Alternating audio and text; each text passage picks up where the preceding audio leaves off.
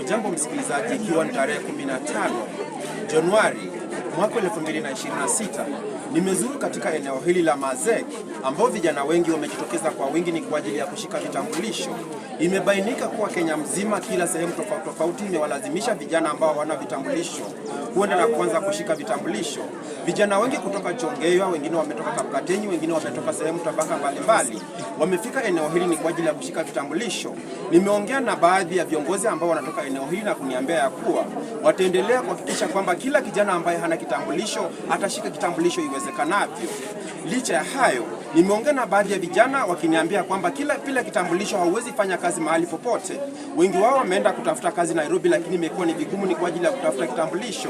Imewalazimu kutoka Nairobi kurudi nyumbani ni kwa ajili ya kuchukua kitambulisho, ili watakaporudi maeneo mengine ni kwa ajili ya kutafuta kazi watakuwa na kitambulisho. Licha ya hayo, pia subchief wa eneo hili amesema ya kuwa vijana wajitokeze kila wakati. Kufikia sasa ikiwa ni saa 10 kuelekea saa 11, hawajamaliziwa kila shughuli, ila wamewaambia kwamba kesho wakuje ni kwa ajili ya kupigwa picha. Tumejaribu kuangalia mashini zote, lakini zimekuwa tatizo kwa sababu mashini za kisasa zimekuwa na tatizo ya mtandao.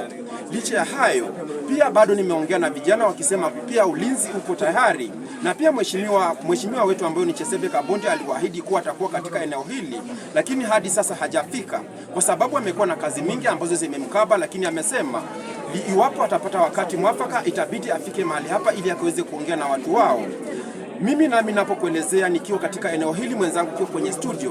Kwa majina naitwa Masasabi, na mwenzangu mahali ulipo pasi na kurudishia mkono nikisema kuwa katika eneo hili ukienda katika mtandao wetu wa kijamii, andika jina www.masasabitv.co.ke. mahali ulipo na kurudishia mkono. Kilicho na mwanzo hakikozi la mwisho. Bye bye.